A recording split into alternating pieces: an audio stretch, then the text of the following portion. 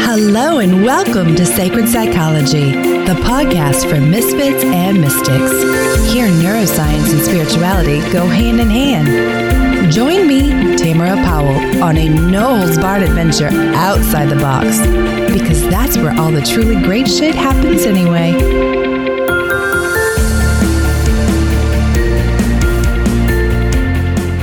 Hey there, welcome back. Before we dive into today's conversation with the incredible Megan Hale, I just need to take a quick moment and let you know that Sacred Psychology has come to the end of season 2, and I will be taking a brief vacation from podcasting for the month of June. My birthday month, y'all. So I cannot wait to catch you on the other side for season 3 starting in July. I will miss you too, I promise. In the meantime, you may want to take this wonderful opportunity to catch up on some of the past archived episodes you may have missed. I will see you guys in July. Now, on with today's show. Welcome back to Sacred Psychology. I'm your host, Tamara Powell. Today, my guest is Megan Hale. She's a former psychotherapist, a relationship and leadership coach, and the founder of Wild and Holy. Oh, God, I love that name. That's a vibrant community of therapists, coaches, helpers, and healers intentionally creating their own breakthroughs so they can show up braver and help others have their own. She's also the podcast host of the Enoughness Revolution. That's a conversation on worthiness. And the new one, Wild and Holy Radio, which is a conversation on cultivating deep bravery.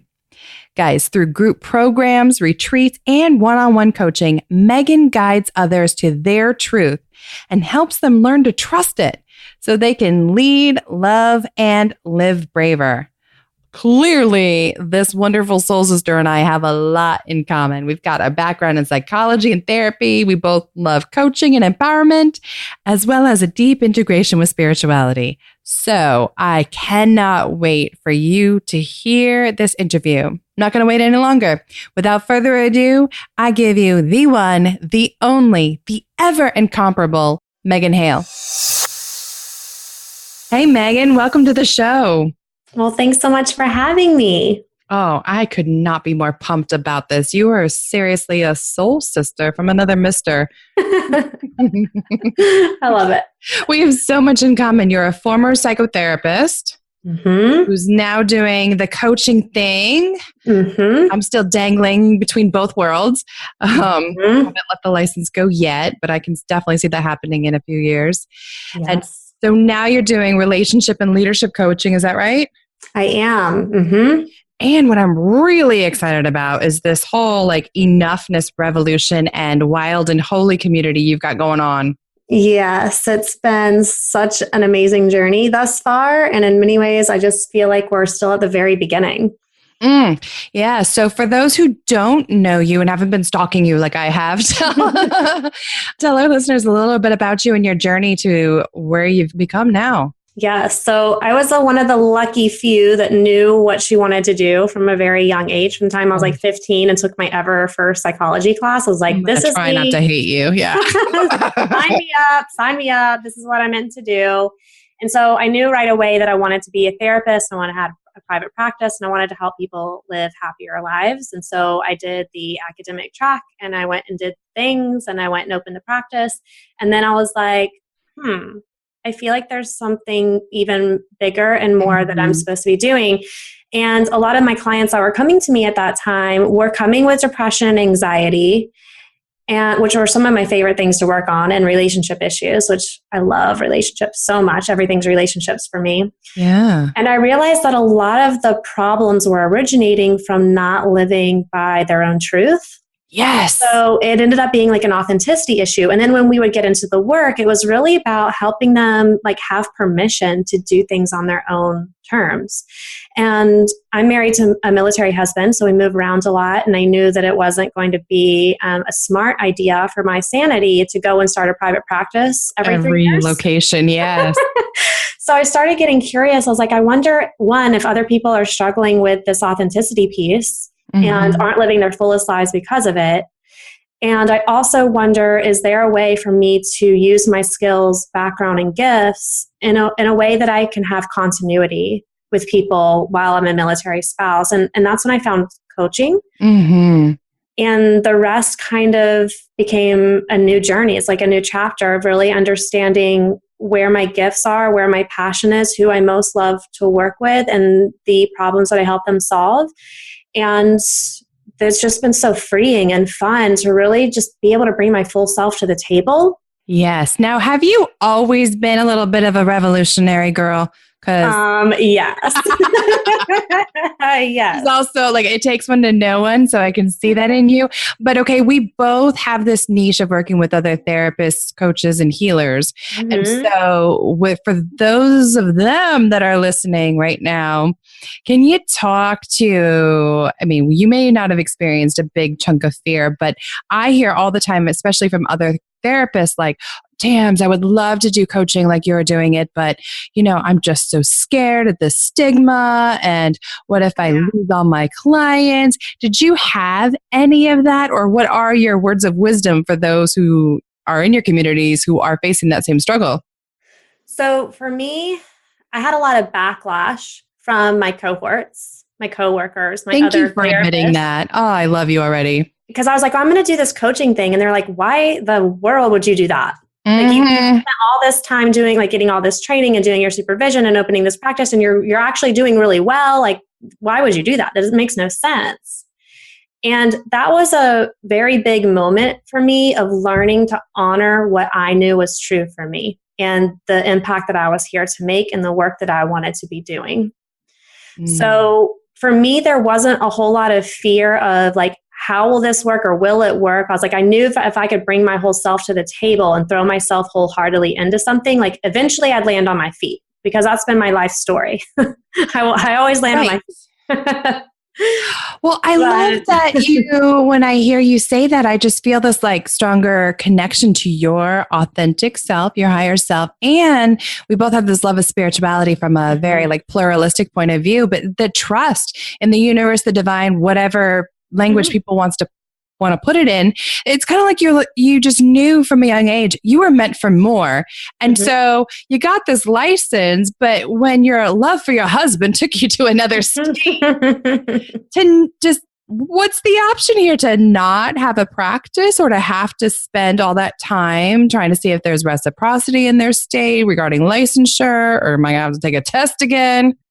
Well, what's really interesting about that too is I really enjoyed being a therapist. I love the work. There were elements of it that I didn't love as much because I do have a rebellious nature in the sense that I want to expand to my fullest potential and my fullest impact. And I felt that the license was a little restraining. Thank you. Someone else who said that out loud besides me broadcast it. And here's the interesting thing. I've been coaching full time for 3 years now. And a lot of the people, like the way that I can bring my whole self into my coaching relationships while still practicing ethically, because ethics will never leave you if you come from a therapist background, like they never will. Right. My clients have said to me over and over again, I have had so many more breakthroughs with you than I have with a therapist. Right. Because they're limited. Even if it's not an actual legal structure, and I will save that for another whole podcast, how the United States is the only one that has different laws state to state. But even in that mindset of, okay, well, what's everybody else doing? What have we all agreed on that we're going to do? What's the good evidence-based training? That's the buzzword for this year. So I'm not at all surprised that you stepping into coaching and letting the licensure go really then was reflected in the transformation you were doing with your clients. I think for the experiences that my clients have had, it's just much more humanizing. Is really the only word that I can use. It's like I get to be in the trenches with them and I don't have to hold parts of my story back. Right. And that makes me feel really good. Really good to be able to bring the wisdom that I have and not have to hide certain pieces of me or my story or very real experiences because you aren't supposed to self-disclose, Yep. I am not very great with that. I'm all about that authenticity. And I'm very like Yalom-esque. I think he was a trailblazer before his time. And, he would tell people, you do disclose when it is about meeting them in that moment and it is therapeutic to do so. You're not going to, bring your own box of trauma into the room, but Absolutely. it's the two of us having an experience right now.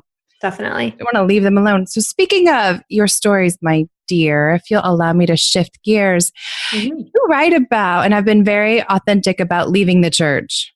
Yes.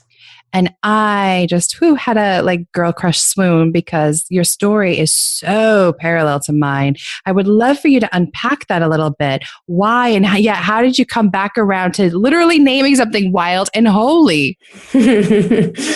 This is a long journey. So I would say around the time of even as young as 11 or 12, because I have a background of anxiety and depression too. And I realized that a lot of the anxiety and depression was coming on from needing to fit myself into a box. And that's not who I am. Right. So starting to feel really restrained in that regard. And then you put that within a religious context of this is who you're supposed to be in order to be worthy for God, which is really about, looking back on it now, it was never about being worthy for God. It was about being worthy for the translation in which God was being delivered to me. Oh, well, there's a tweetable moment. I'm going to have to replay that one several times. Yes. So that was a big awareness, but that awareness didn't come through until years after damage had been done. Yeah. So a lot of this was from a lot of own personal suffering of not feeling worthy. And that really interfered with my one-on-one relationship with God, which is only a term that I've started to reuse within the past year, by the way. That's been a word that I've really had to work to reclaim for myself, because when I say the word God, it does not mean the same in which I was raised with it. Right. So I like to be really clear about that. So my journey kind of fell into this place of I'm never enough. No matter what I do, I'm never enough. And I had all these very toxic ways of dealing with those feelings of not enough, in which you avoid and you numb and you do the things that you do in order to survive, which I'm grateful for that now because I'm still here. Had I not had those coping skills, even if they were toxic, you could have tapped out. That, right? For sure. So lots of things go into this, but when I was 23, I lost a really good friend of mine. And it was tragic and it was sudden. It was the first time I'd ever lost somebody I loved. And I had struggled with female friendships my whole entire life. So this person meant a lot to me. The fact that I found myself in a healthy friendship. And when she died, that was the straw that broke the camel's back.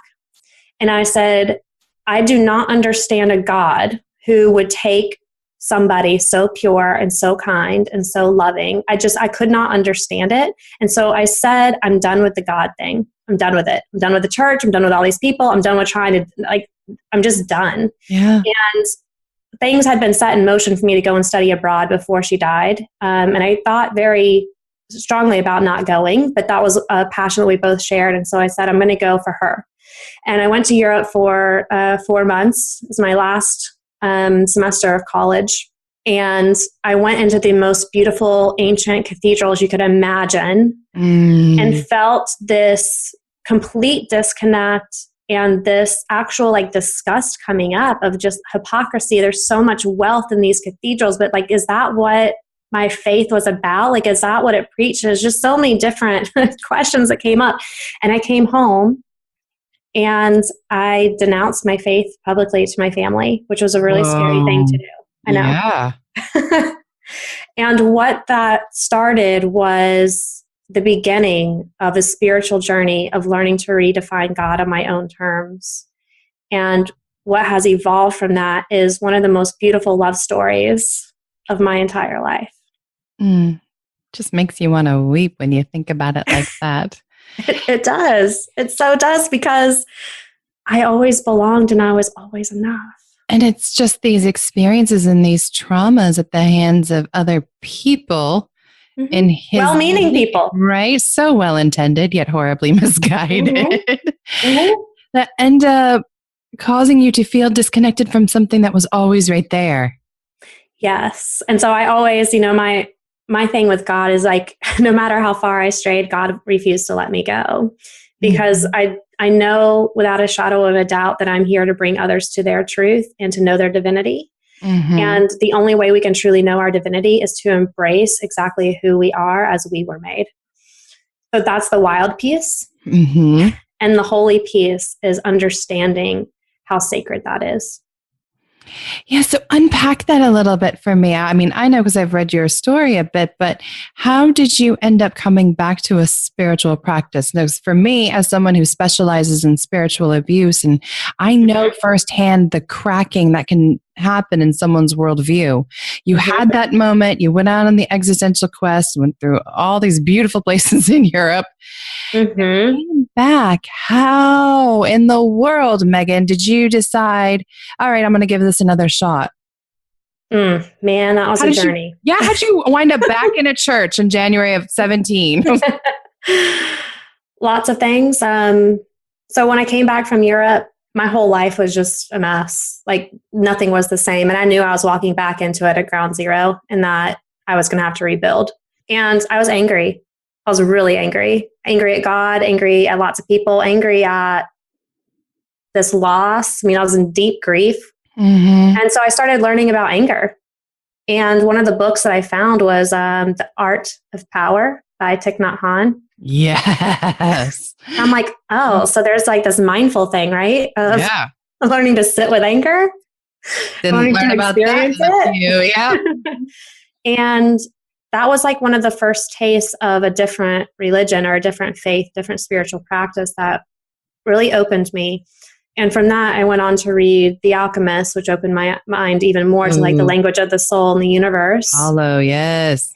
And then went to the Celestine Prophecy of really looking at spirituality from a totally different lens. And all of these books, I just kept reading and reading and reading. And then it all came back to the same truth of like, you know, we are from God. There cannot be any separation. And we are love. All of these things kept on saying the same thing. I was like, that's very interesting that everyone's arriving to the same conclusion. There must be something to this.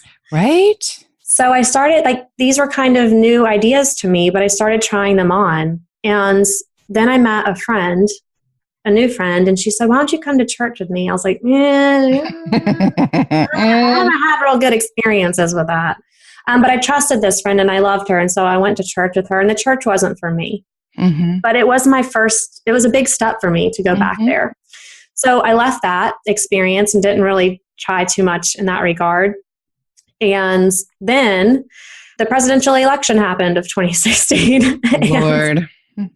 A lot of stuff got triggered in that, in which I saw a lot of terrible things being pushed through the cloak of Christianity. And then Glennon Doyle came out with her book, Love Warrior, which I've read 5 times and I've led book clubs around because there's so many powerful themes that she brings up, and she gives words to experiences I've had and never even knew it. And then I started getting curious around who Jesus was, what Christianity was really about, and does that fit for who I am now, where I am in this place in my life? And so that's when I started researching. Well, Glennon really talking about the church that she found in Love Warrior was the thing that was like, maybe there's a place for me. And so I started doing some research, and I tried 3 different churches in my area, and I have landed at the Unity Church. That's what feels good for me right now. It feels like a really safe space because they acknowledge and honor so many different practices. There is no one like religious truth. And that's where I am currently exploring and letting it just be an evolution. Yeah, I love Unity and their focus on new thought. We've got one here in Pensacola, and it's pretty popular for that great reason, because you can show up as yourself. Yes. No it's refreshing. It is. It's kind of the whole point of Christ consciousness. You boil down all of his letters in red. Yeah, that very much mirrors my own story. I ended up minoring in religious studies and philosophy, trying to make sense of this worldview. I grew up as Assemblies of God, and we were there every time the doors were opened. And we were a military family. I'm an Army brat, ex-Air Force wife. And so it didn't make sense to me growing up and being exposed to all of these different faith systems to me, I experienced them as the same, but I noticed that nobody else was. And I did not understand why when we go to the Buddhist temple or the synagogue, because my parents, the one thing that they were cool about was that wherever we spent the night with friends, we were able to go to church with them. So if it was Jehovah's Witness, we were going there. If it was Mass, it was there. But at the same time, then I would come home to on Sundays and Wednesdays. But Tamara, our way is the only way. Right. That I don't get that. Right. Exactly. Mm-hmm. And so now I identify as an omnist, but I know my poor parents are probably still worried that I'm fallen under Satan. You know what? Mm-hmm. That's what's really interesting about this, because I've had some amazing conversations with my parents this past year, especially because we sit on different sides of the fence when it comes to religion and politics. Yep, us too. And it's been a pretty cool experience to know that we can love each other enough to hold space for our differences. Mm-hmm. And I feel very grateful for that. Mm-hmm. And what's really interesting is I've noticed that we're speaking about the same exact thing, just using different language. And I love that because it's really what us therapists and coaches are doing too. You can have someone that is like, for me, I'm a diehard existentialist with lots of other, fun things thrown in, but you could sit me next to a CBT therapist or a DBT therapist, and we're all describing distress and dysfunction just in different words. It's the same to me with religious traditions and spiritual worldviews. Mm-hmm. I love it. So I want to go back to something that you said about, your first foray back towards the sacred was through your own inner journey with anger. Yeah. I adore that. Why the chuckle? Oh, because anger is, I've never really seen it as an emotion that's really sacred because it's something that's we're not supposed to feel. It's a negative emotion, right? Yeah, quote unquote. And actually, this is the first interview where I've even tied those two things together. That anger was the door. You're welcome. Yeah, I appreciate that. Thank you so much. It pinged to me though, because again, one of my specialties is in spiritual abuse. And I can't tell you how many women I've sat with that is their door. Mm-hmm. If I were doing some SPS analysis on this, the correlation is so high, even to things that you would not assume were connected, like vaginismus and dyspareunia, painful intercourse, where people are like, what the hell is she talking about now? When we started incorporating mindfulness practices, it all came back to anger being inaccessible. For these women who grew up in conservative, patriarchal, dogmatic versions of, the Christ consciousness, which is just my pluralistic word for it.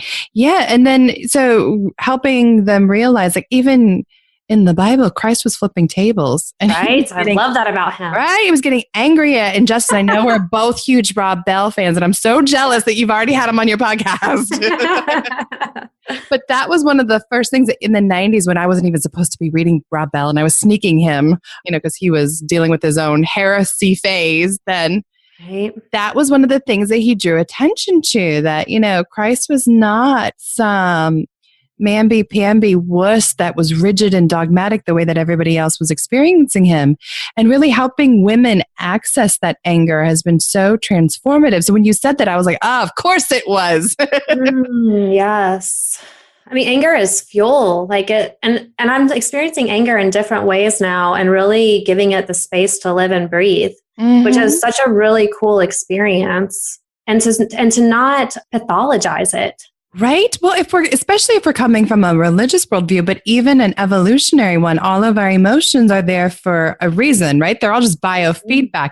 How dare we as humans, and I did say that, go to the point where we're like, nope, you can't color with that crayon in the box. You can have all the rest of them, but not anger. Not your red crayon. That one's got to stay there. And this, to me, if we want to go back even to politics and philosophy, is why so many women are being victimized on one level, because they do not have access to anything other than the quote unquote good girl. Oh my gosh, that's so limiting, right? Yes. Ugh.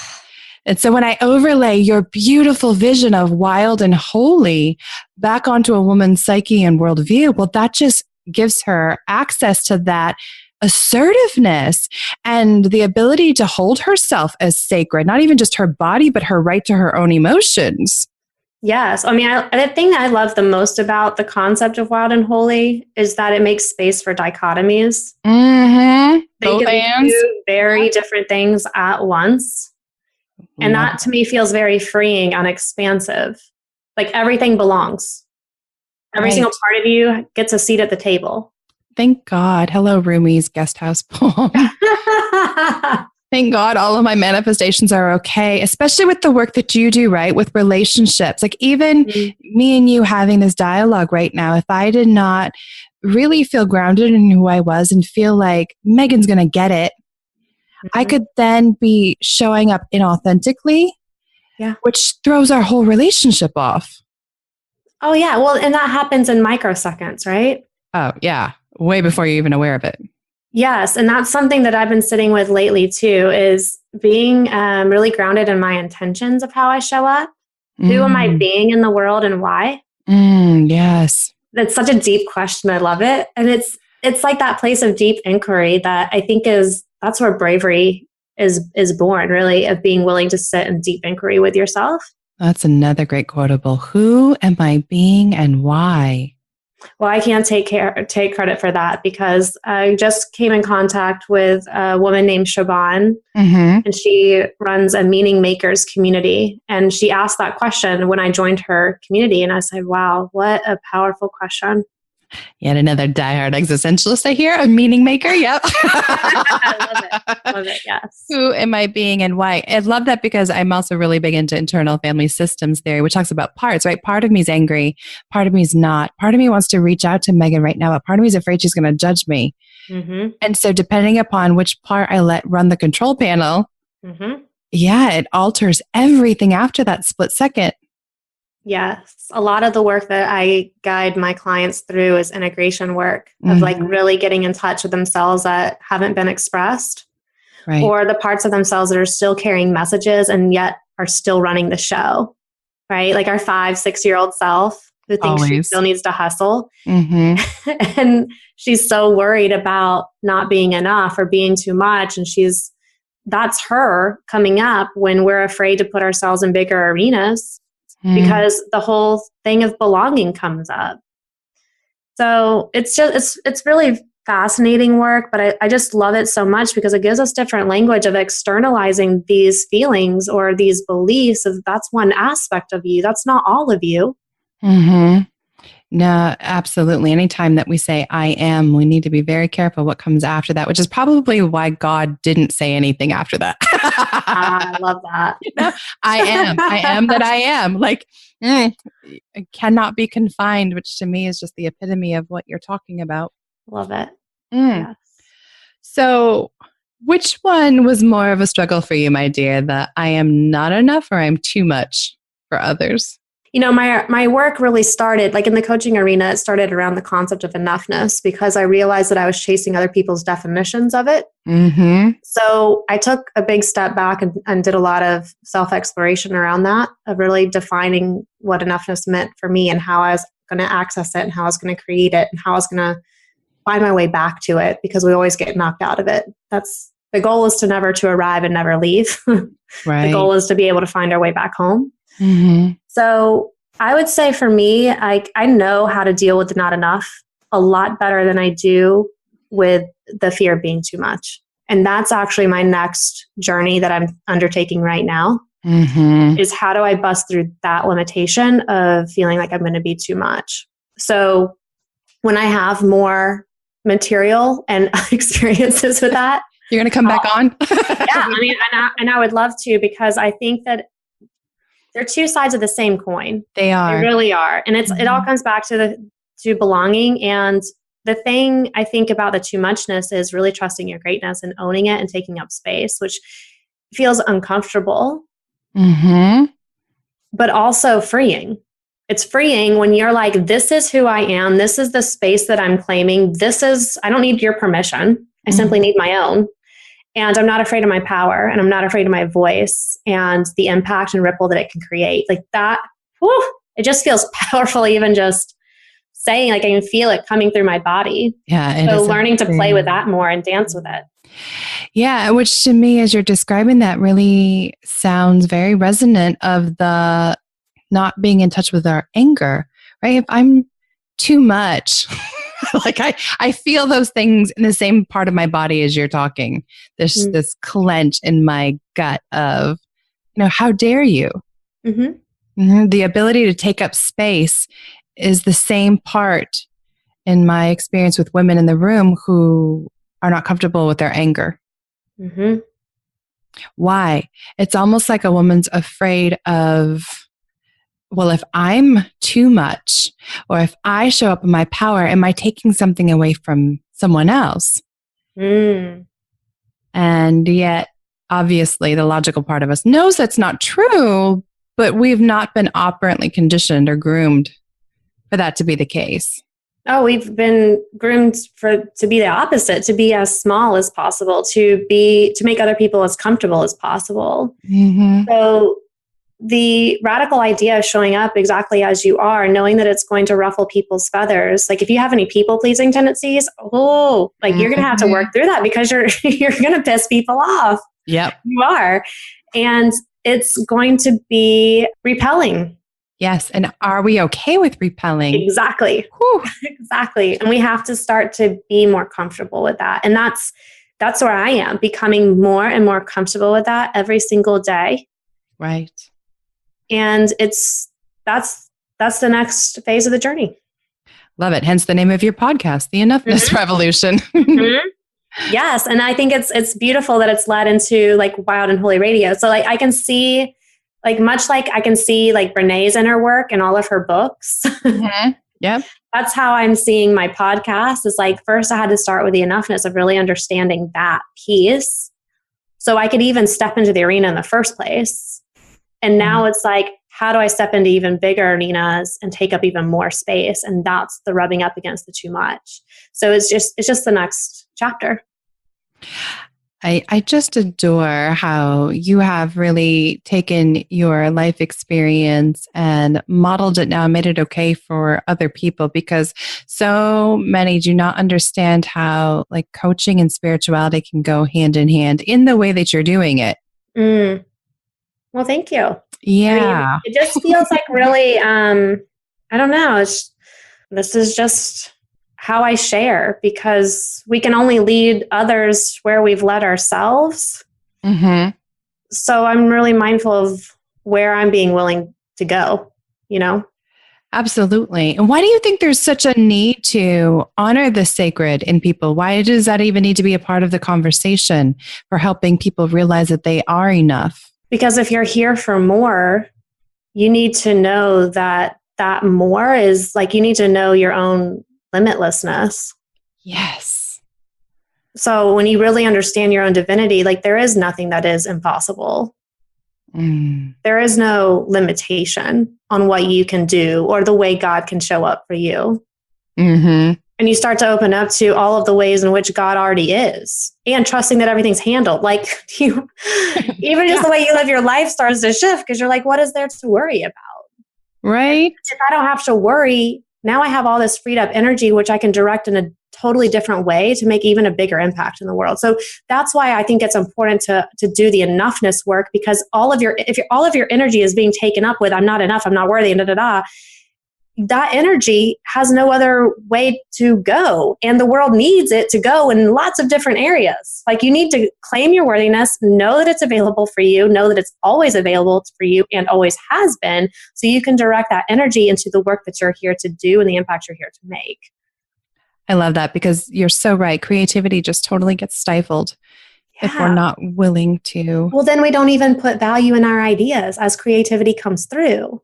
And that's a big piece of the puzzle. Like we have to start trusting the intuitive hits that we're getting, the way our creative ideas are showing up, and start giving value to them and trusting that we are the right stewards to carry it through in the world.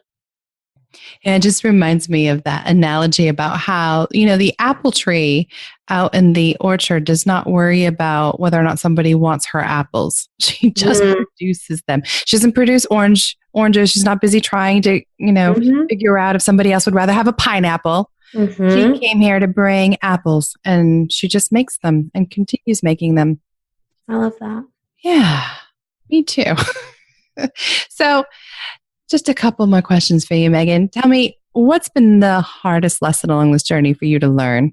The thing that's coming up is learning to love. Yes, that's a great one. That's been probably the hardest lesson. Love who? I want to say everyone. Yeah. Great answer. Because we can love ourselves, and that's great. I think it's absolutely necessary that we love ourselves. But if we stop there, we're not going to be our fullest expressions of love in the world. And I think it's the most challenging thing to learn how to love someone who rubbed you the wrong way. I'll put it that way. Yeah, I call it heavenly sandpaper. Some people are really rough grade. Yeah. Isn't it funny though, coming from a therapeutic background, thinking about like projections and transference and countertransference and, Carl Jung's idea that everybody's that's triggering us is just because there's something unhealed in ourselves. And so as you were saying, loving everyone, I was thinking, and yet there's so many of us, just like with the anger piece, that are either more comfortable with self-love or loving other people, like the people pleasers. I mean, how many women do we know who they'll give all day long, but you ask her to go take a bubble bath in 5 minutes to herself? Mm-hmm. No, the unworthiness piece comes back in. For sure. But I think the thing about love that I appreciate so much, because I've done a lot of work on healing so many different relationships in my life and like different dynamics and the way that love shows up there.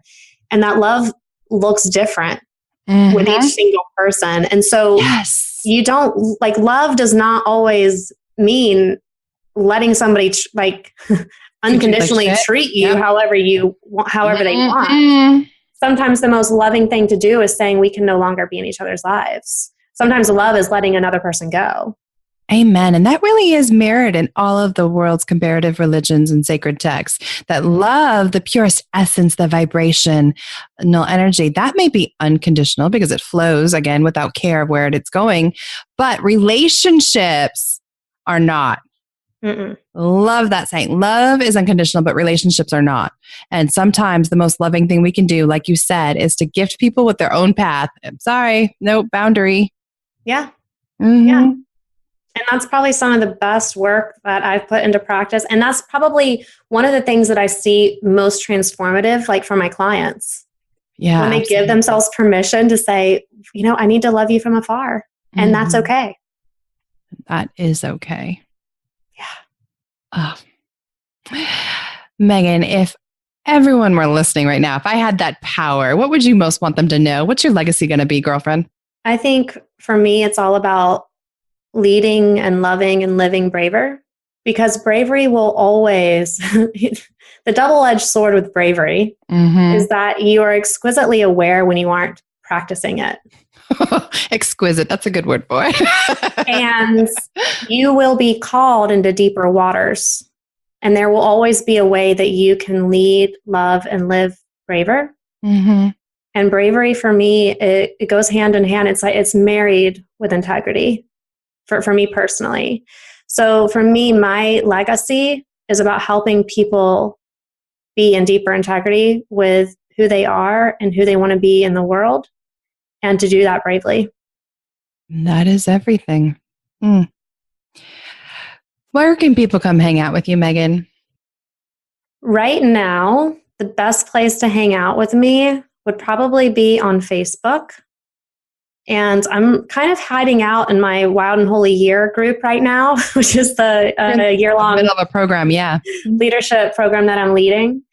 But I'm also getting ready to come out of the baby bubble. So I'll be podcasting again soon on Wild and Holy Radio, which you can find at wildandholyradio.com. I'm on iTunes and Stitcher. And that would be a great place to connect and just be in sacred space together as we dive into some of these bigger concepts of bravery and integrity and leadership and love.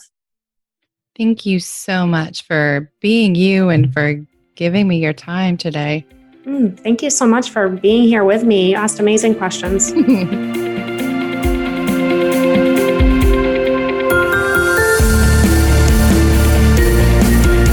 Thanks for listening to the Sacred Psychology Podcast. I pray you found some inspiration and empowerment to go out and make this life the most fulfilling possible. You can follow Sacred Psychology on Facebook and YouTube. If you haven't yet, please go to Apple Podcasts and subscribe, rate, and review this podcast. Tag Find us on social media and let us know what you think as well. Please note that the information provided is not meant to convey professional, psychological, or medical advice. If you could use such services, I highly recommend seeking them out from someone you trust. To get in touch with me personally or to see how we might work together, please check out ariatherapy.com or talesfromatrapezoid.com. Until next time, everyone.